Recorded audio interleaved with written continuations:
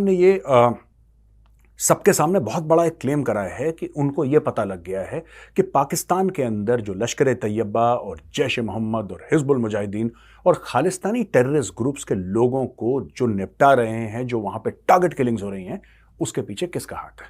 अच्छा, ये रॉ का हाथ है तो बहुत टाइम से कह रहे हैं, लेकिन अब पाकिस्तान ने यह बोला है कि सिर्फ क्या हुआ यह नहीं बताया, किसने किया यह भी नहीं बताया, ये कह रहे हैं कि कैसे हुआ पूरा, ये पाकिस्तान ने खुलासा करा है, इसका सो कॉल्ड खुलासा करा है। दोस्तों, पहली बात तो यह है कि दो तीन चीजें मिलती जुलती हैं हर एक किलिंग में। जो भी पाकिस्तान में निपटाया गया है, टपकाया गया है, उनकी दो चार चीजें मिलती जुलती हैं। सबसे पहली बात, सारे के सारे इंडिया में वांटेड थे। जो भी मरे हैं विदाउट एक्सेप्शन, उसमें एक भी एक्सेप्शन नहीं है, जितने भी मरे हैं सब के सब इंडिया में वांटेड थे टेररिज्म के लिए। पहली चीज। दूसरी सिमिलैरिटी जो है वो ये है कि इनमें से सारे के सारे उन ऑर्गेनाइजेशंस के थे जो कि इंडिया में बैंड हैं, जिनको इंडिया एक टेरर ऑर्गेनाइजेशन मानता है।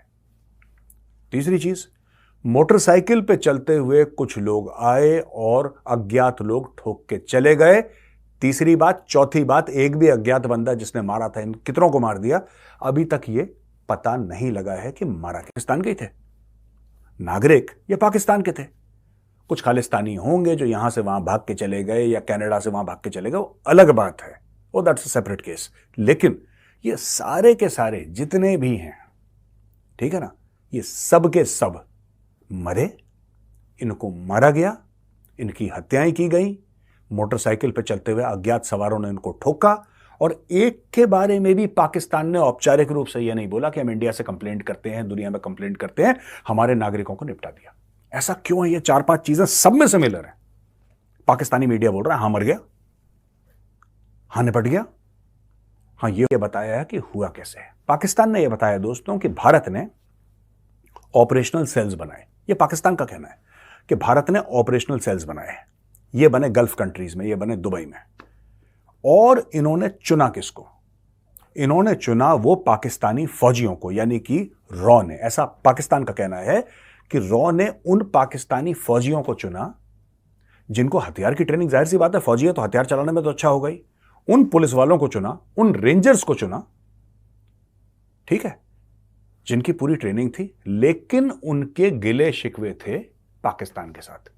हो सकता है किसी को कोर्ट मार्शल करा हो सकता है किसी को निकाला हो सकता है किसी की नौकरी, हो सकता है किसी को जेल में डाला हो, फिर बाद में जेल से बाहर, सजा पूरी करने के बाद जेल से बाहर निकला हो। लेकिन उन सबको बड़े केयरफुली चुना, आइडेंटिफाई करा, उनको पैसे दिए, ट्रेनिंग की जरूरत तो है नहीं क्योंकि उनके पास ऑलरेडी ट्रेनिंग है, फिर उनको बोला कि ये तुम्हारे टारगेट हैं। और इस तरीके से ये पाकिस्तान का कहना है कि भारत एक एक करके अपने दुश्मनों को निपटा रहा है। और भारत, उनका यह भी कहना है कि सिर्फ बात पाकिस्तान की नहीं है, भारत ने दुनिया भर में प्रोग्राम कर रखा है, ऐसा पाकिस्तानियों का कहना है। पाकिस्तान का कहना है कि भारत करवा रहा है, भारत की एजेंसी रॉ करवा रही है। अच्छा, इसके बारे में मैं क्या सोचता हूं मैं आपको थोड़ी देर में बताऊंगा।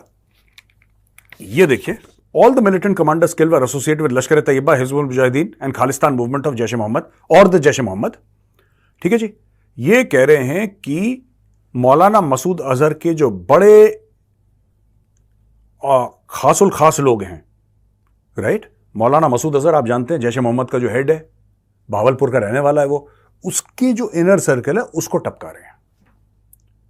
जो लश्कर तैयबा का हाफिज सईद है उसके इनर सर्कल को टपका रहे हैं। और ये कह रहे हैं कि 2021 में, यानी कि 2 साल पहले, हाफिज सईद को मारने की भी कोशिश करी थी, जो कोशिश कामयाब नहीं हुई, और तब से पाकिस्तानी फौज ने, ISI ने हाफिज सईद को अंडरग्राउंड, ये पाकिस्तानी मीडिया कह रहा है कि हाफिज सईद को भी 2021 में बम से मारने की कोशिश करी थी, वो मिशन नाकामयाब हुआ। लेकिन इसके इर्द गिर्द वाले हैं ये सब के सब फिट हो गए हैं, सब के सब ऊपर चले गए 72 हूरों के पास। अच्छा जी, फिर यह कहता है कि पाकिस्तानी ऑफिशियल्स ने कुछ यह बताया है कि intelligence agency of a hostile country, एक देश है जिसके साथ, जो पाकिस्तान के लिए हॉस्टाइल है, जाहिर सी बात है पाकिस्तान की जंगें तो भारत के साथ ही हुई हैं, चाइना तो हॉस्टाइल है नहीं, अब अफगानिस्तान भी हॉस्टाइल हो गया, ठीक है, अब ईरान भी हॉस्टाइल हो गया, इन्होंने ईरान से भी चोरी कर ली ना, उनके भी पैसे खा गए ये। तो वो भी हॉस्टाइल हो गया, छोड़ के चाइना सब हॉस्टाइल है, और चाइना तो उनको समझता ही नहीं कुछ, नौकर मानता है, तो उससे नौकर से क्या ही हॉस्टाइल हो जाओगे आप।